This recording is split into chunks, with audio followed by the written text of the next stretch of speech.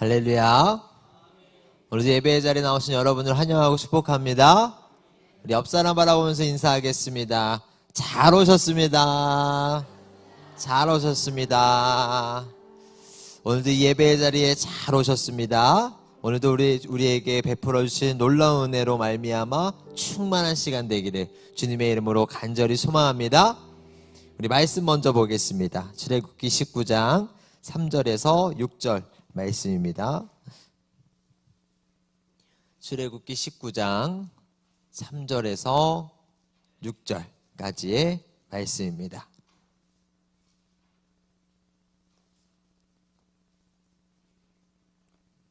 우리 4절의 말씀이라서 우리 한 목소리로 합독하겠습니다. 함께합니다. 모세가 하나님 앞에 올라가니 여호와께서 산에서 그를 불러 말씀하시되 너는 이같이 야곱의 집에 말하고 이스라엘 자손들에게 말하라. 내가 애굽 사람에게 어떻게 행하였음과 내가 어떻게 독수리 날개로 너희를 업어 내게로 인도하였음을 너희가 보았느니라. 세계가 다 내게 속하였나니 너희가 내 말을 잘 듣고 내 언약을 지키면 너희는 모든 민족 중에서 내 소유가 되겠고 너희가 내게 대하여 제사장 나라가 되며 거룩한 백성이 되리라. 너는 이 말을 이스라엘 자손에게 전할지니라. 아멘. 아멘. 오늘은 출애굽기 4번째 여정을 약속하시다라는 제목으로 말씀 전하도록 하겠습니다.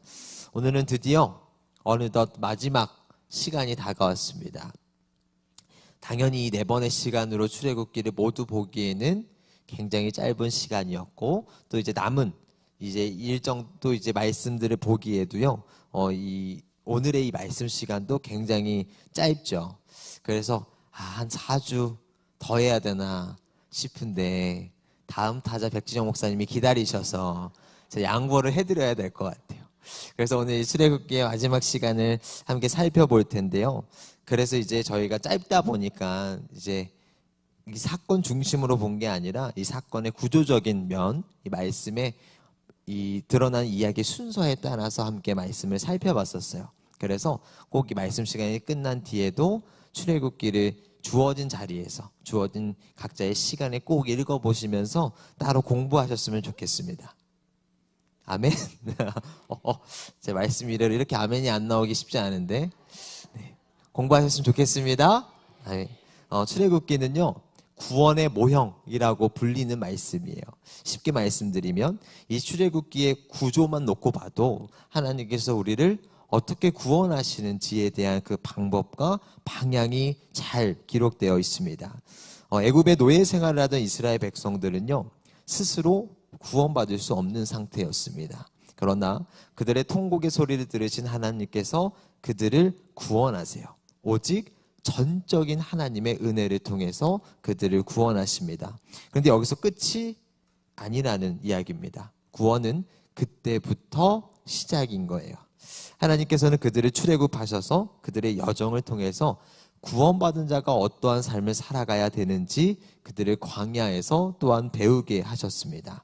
그래서 우리가 이 말씀을 꼼꼼하게 다시 읽어가시면서 이 안에 담겨진 이들이 걸어가는 이 여정 속에서 광야에서 시내산에서 담겨져 있는 그들의 이야기를 통해서 하나님의 구원의 은혜를 온전히 누릴 수 있는 저와 여러분들 되시기를 주님의 이름으로 간절히 소망합니다. 그래서 우리가 한 번 더 읽으실 때 정말 값으로는 매길 수 없는 하나님의 크신 은혜가 저와 여러분들에게 함께하기를 주님의 이름으로 간절히 소망합니다.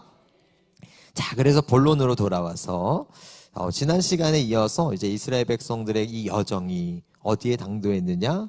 시내산에 당도했습니다. 그래서 그리고 이곳에서 하나님께서는 그들과 드디어 언약을 맺으시지요. 오늘 본문 5절과 6절 말씀입니다. 우리 5절과 6절 말씀 한 목소리로 다시 한번 읽겠습니다. 시작.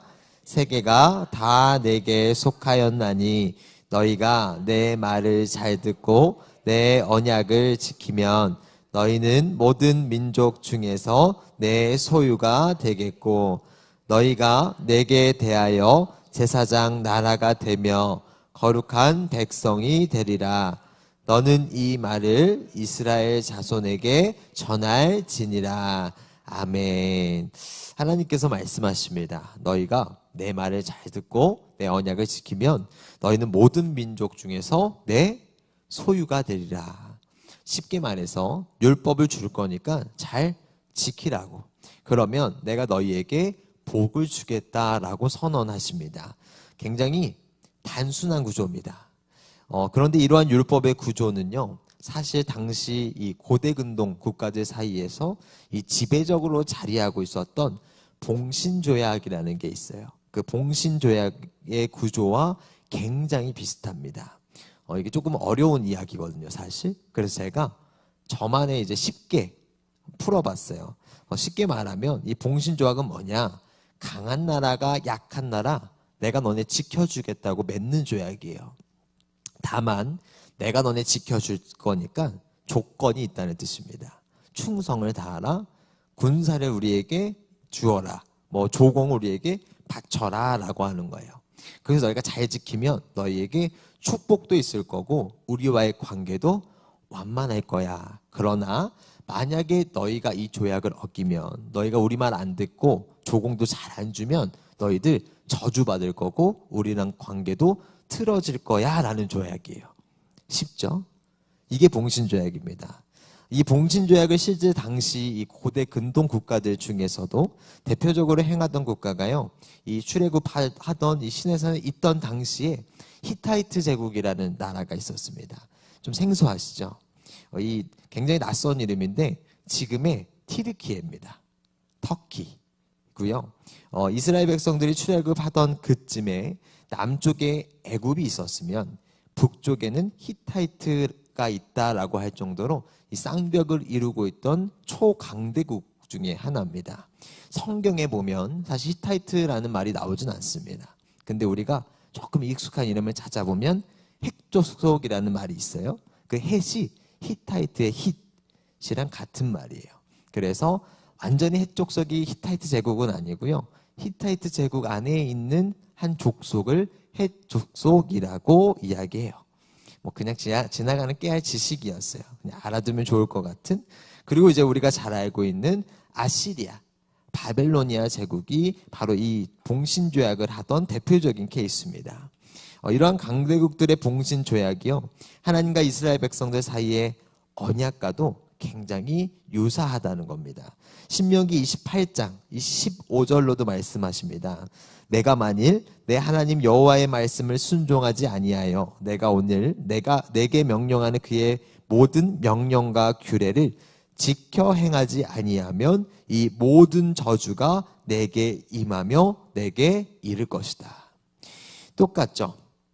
하나님께서는 당시 이스라엘 백성들이 가장 익숙한 조약, 그 당시에 누구나 다 알 법한 이 조약을 통해서 그들과 언약을 맺으셨습니다. 그러면서 내가 너희를 지켜주겠다. 그러니 너희가 나의 율법을 지키고 나에게 제사 드려라. 그리하면 내가 너희에게 축복을 주겠다. 그러나 반대로 너희가 내 율법 지키지 않으면 어떻게 하신대요?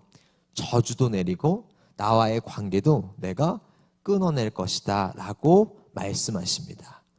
라고 이해하시면 절대 안 돼요. 비슷하고 유사하다는 거지, 이 봉신조약의 강대국이 약소국을 지켜주는 이 봉신조약과 하나님과 우리의 언약, 이스라엘 백성들의 언약이 유사하구나, 그 틀이 비슷하구나 하다고 해서 똑같다고 생각하시면 절대 안 됩니다.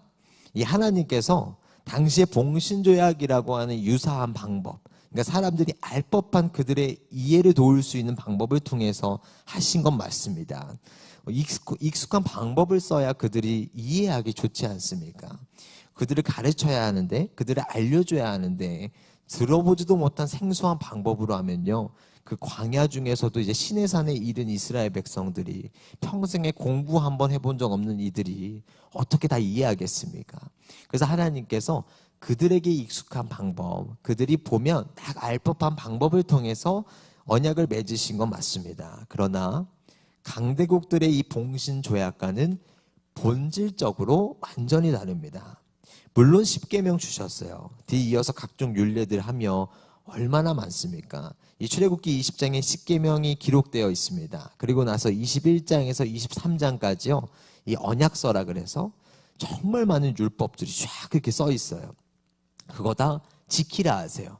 그래서 거기에 놓고 보니까 뭐 사람의 생명, 상해, 재산에 대한 법도 있고요. 사회적 책임, 우리가 약자를 보호해야 되는 보호법에 대한 이야기들도 있습니다. 그리고 그 뒤에 가면 절기를 지켜야 하는 절기에 대한 아주 중요한 규례까지도요. 하나님께서 정말 많은 계명들을 그들에게 주세요.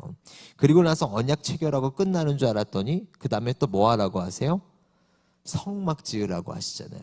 그러면서 또 성막 지으라고 25장에서 31장까지 그 많은 장들을 통해서 성막 이렇게 지어야 되고 여기에 뭐가 있어야 되고 너희는 이거 짓고서 뭐 해야 되고 다 하나하나 굉장히 길게 사소한 것까지도 다 지키라고 말씀하십니다. 그러니까 다 당연히 지키라고 말씀하신 거 맞습니다. 지키라고 주신 게 맞는데 우리가 이걸 보면서 오해하시면 안 된다는 거예요. 봉신죄약은요, 그들이 약소국이 충성을 다했을 때 그 은혜가 주어집니다. 그러나 하나님께서 이미 이스라엘 백성들을 구원하신 줄로 믿습니다. 또 봉신죄약은요, 강대국이든 약소국이든 그 법을 어기면 그 관계가 그냥 깨져요. 거기서 끝입니다.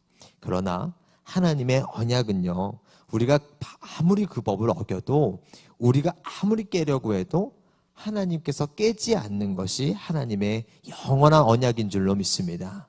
그 언약은 또한 우리에게 우리를 구원하셨다는 하나님의 영원한 약속이에요. 그래서 결단코 그 언약은 깨지지 않습니다. 그럼 하나님께서 왜 우리에게 이 율법을 지키라 말씀하시냐? 왜 이 언약들을 지켜야 한다고 말씀하시냐?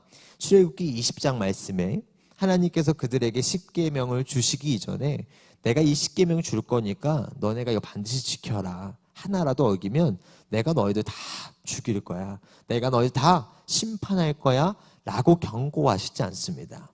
그 전에 뭐라 말씀하시냐? 20장 1절과 2절 말씀에 이렇게 말씀하세요. 하나님이 이 모든 말씀으로 말씀하여 이르시되 나는 너를 애굽 땅 종되었던 집에서 인도하여 낸 내 하나님 여호와니라.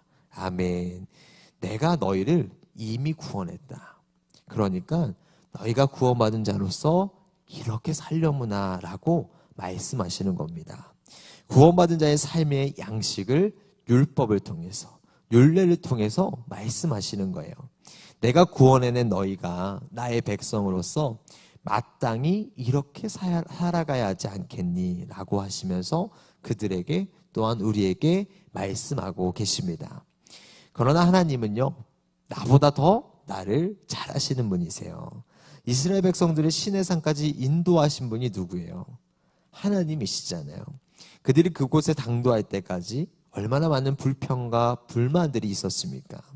하나님께서 이 율법들을 내려주시고 그들이 분명히 잘 지킬 거라고 확신하며 주셨겠습니까? 전혀 그렇지 않아요. 하나님께서는요, 그들이 잘 지키지 못할 거 알고 계셨어요. 그러니까 그 후에 뭐 지으라고 하신 거예요? 그래서 성막 지으라고 하신 거예요. 성막 지어서 여전히 죄 앞에 연약한 자신들의 모습을 나에게 낱낱이 고하라고. 너희가 죄 앞에 무너질 때마다 나한테 제사를 드리면서 회개하라고 성막 지으라고 하신 겁니다. 출애굽기 25장 8절로도 말씀하시기를 이 세번역 성경으로 제가 읽어드릴게요. 내가 그들 가운데 머물 수 있도록 그들에게 내가 머물 성소를 지으라고 하여라. 아멘. 라고 말씀하십니다. 성막은 하나님께서 이스라엘 백성들과 함께 머무는 공간이에요. 그들의 연약함을 그 누구보다 잘 알고 계셨던 하나님께서 그들을 지키시고 보호하기 위해서, 그들 가운데 함께 하시기 위해서 친히 임재하시는 공간이 바로 성막입니다. 이 율법과 성막에 대해서요, 구조적으로 우리가 분리해서 이해하시면 안 됩니다.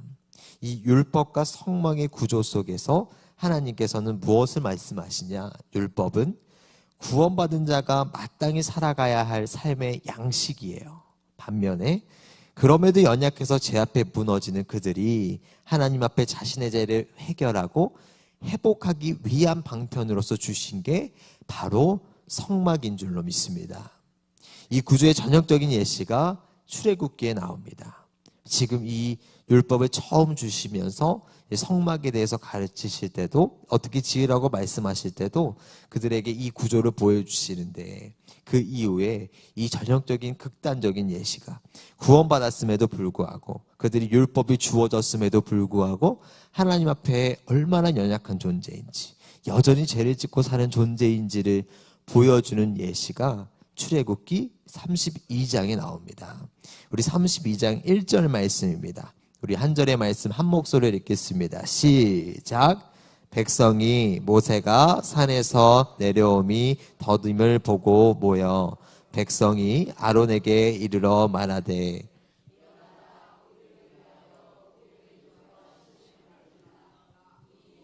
곧 우리를 애굽 땅에서 인도하여 낸 사람은 어찌 되었는지 알지 못함이니라. 아멘. 그들의 연약함이 율법이 주어졌음에도 불구하고 그곳에 금송아지를 만들었습니다. 그리고는 그 금송아지를 보면서 우상숭배라고 하는 얼마나 큰 죄를 저질렀습니까? 사실 이 금송아지 사건이요, 이 수많은 우상숭배의 이야기들이 있습니다. 근데 그 중에서도요, 우리의 내리를 굉장히 강하게 스쳐 지나가는 이야기예요. 굉장히 크게 와닿는 말씀입니다. 그래서 왜 그럴까라고 스스로 혼자 좀 생각해 봤는데, 조금 표현이 그렇습니다만 이 시기적으로 어처구니가 없기 때문이에요. 이 금송아지 사건이 발발한 이 우상숭배의 시점이요, 말도 안 되는 시기이기 때문입니다. 하나님께서 구원하신 이스라엘 백성들이 시내산에 당도했어요. 그리고 그곳에서 하나님께서 사랑하는 너희를 위해서 십계명을 주셨고요, 언약을 세우신 뒤였어요. 그리고 모세가 산에 올랐을 때 얼마나 많은 기적들이 보았습니까? 그리고 모세가 잠시 비었습니다. 그리고 나서 얼마 되지 않아서 잠시 자리를 비워서 40일의 그 시간을 비웠는데, 그때 그 마음의 불안감을 못 참고, 그때 그 마음의 연약함을 못 참고 그들이 아론에게 부탁해서 이 금송아지를 만들어 버립니다. 이유가 뭐였어요? 내 불안함이었습니다. 이유가 뭐였냐? 내 연약함이었습니다. 백성들이 아론에게 이야기하잖아요. 누구를 위해서? 우리를 위하여 우리를 인도할 신을 만들어 달라고 요청합니다.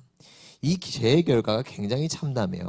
출애굽기 32장 26절에서 28절 말씀에 보면, 이에 모세가 진 문에 서서 이르되 누구든지 여호와의 편에 있는 자는 내게로 나오라 하매 레위 자손이 다 모여 그에게로 가는지라.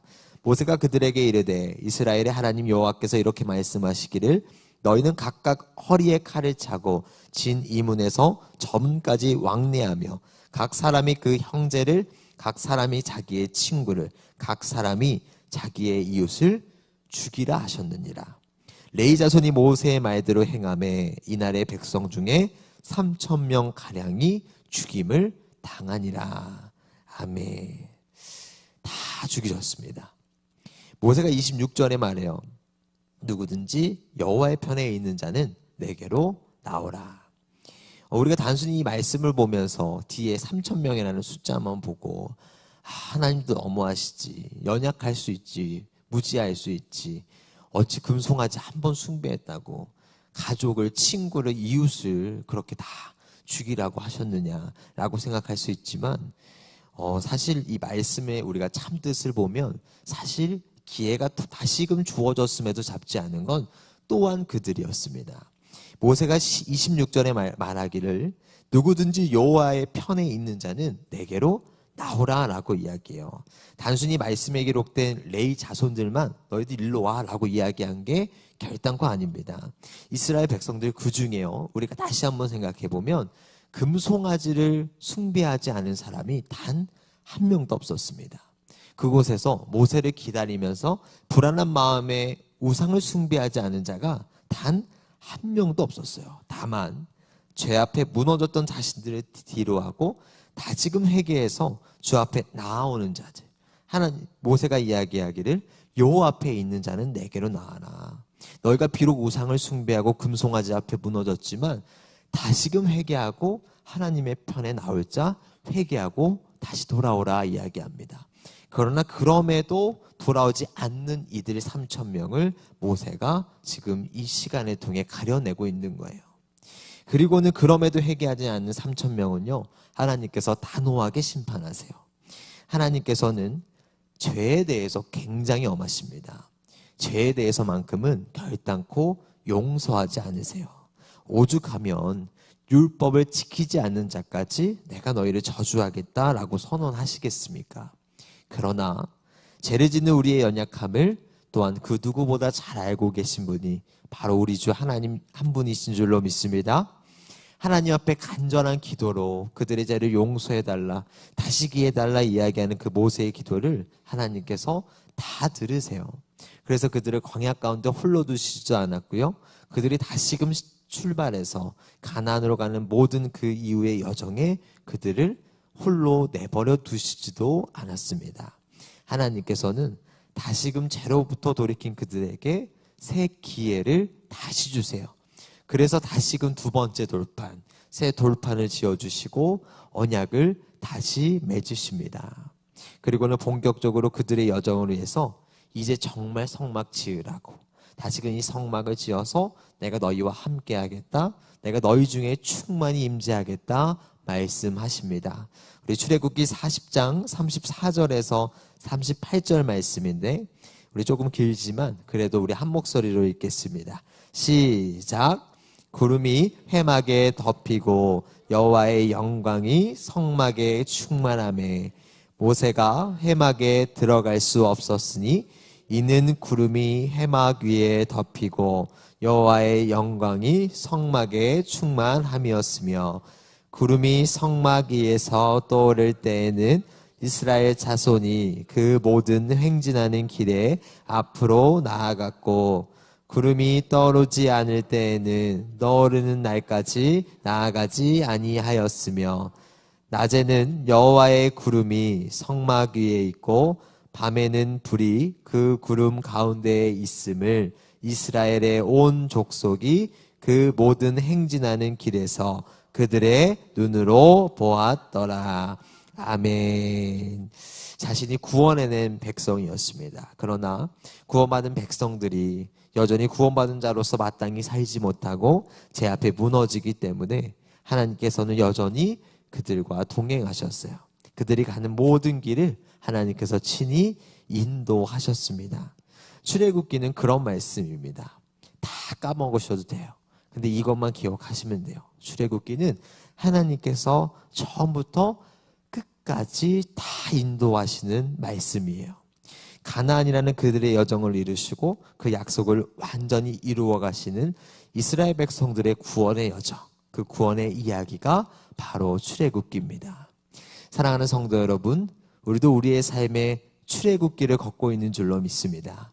우리가 이 땅 가운데 우리가 삶의 여정을 걸어가는 동안에 하나님께서요, 처음부터 하나님 부르시는 그날까지 다 인도하십니다. 물론 우리가 제 앞에 무너질 겁니다. 그래서 하나님께서 우리의 죄에 대해서 엄히 다루실 때도 있겠죠. 그러나 하나님은 회개하는 자를 용서해 주시는 분이십니다.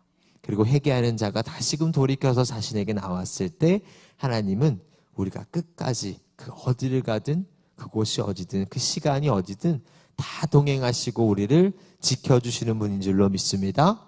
그래서 우리가 그 하나님 붙들고 이 출애굽기 다시 공부하실 때, 또 다시 읽어보실 때 우리의 여정에 함께 하시는 하나님의 그 구원의 은혜를 누릴 수 있는 저와 여러분들 되시기를 간절히 소망합니다.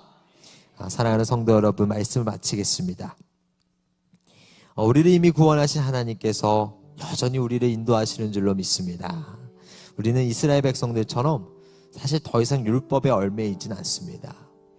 다만 그리스도의 보혈로, 그리스도의 십자가의 은혜로 구원받은 성도라고 한다면 우리가 마땅히 구원받은 자로서 살아가야 할 의무가 있습니다.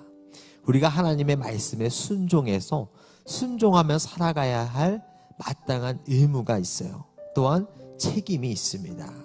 물론 우리는 그럼에도요, 제 앞에 무너집니다. 사실 그리스도의 보혈의 은혜가 얼마나 큰지 모르는 사람이 어디 있겠습니까? 우리가 처음 예수님 만났을 때 얼마나 눈물로 주 앞에 기도했습니까? 이제는 우리가 죄로부터 살지 아니하고 하나님 앞에 정결한 삶 살겠다고 얼마나 많이 결단했습니까? 우리의 신앙의 연수가 쌓여가면요, 물론 우리의 신앙도 날로 성숙해지지만 그 수가 늘어나요. 무슨 수가 늘어나냐? 계속해서 무너지니까 계속해서 결단하고 다짐하는 우리의 숫자만 늘어납니다. 그것이 우리의 부족한 모습이죠. 그러나 제 앞에 무너지는 우리를 하나님께서는 여전히 받아주십니다. 제 앞에 회개하는 우리를 여전히 다 받아주시고 용서해 주십니다. 우리가 이 땅을 살아가면서 이스라엘 백성들처럼요, 눈에 띄는 금송아지는 없을 겁니다. 다만 그렇게까지는 아니더라도 여전히 내 삶 속에 하나님보다 우선된 것이 있을 수 있고요, 혹은 내 삶 속에 나의 편한 신앙생활을 위해서, 나를 위해서, 우리를 위해서 타협하는 신앙이 분명히 있을 수 있습니다. 오늘 이 시간의 기점으로 우리가 다시금 결단하며 주 앞에 소망하기를, 다시금 기도하기를 소망합니다. 주님 앞에 다 내려놓으시고 내 생각, 내 짐들, 내 삶의 양식들까지도 다 하나님께 내려놓으시고 이미 우리의 삶에 개입하셔서 우리와 동행하시는, 우리의 삶에 이미 임재하신 하나님의 구원의 은혜로 말미암아 오늘도 또 앞으로도 영원토록 구원의 여정을 함께 걸어 나아갈 수 있는 저와 여러분들 되시기를 주님의 이름으로 간절히 소망합니다.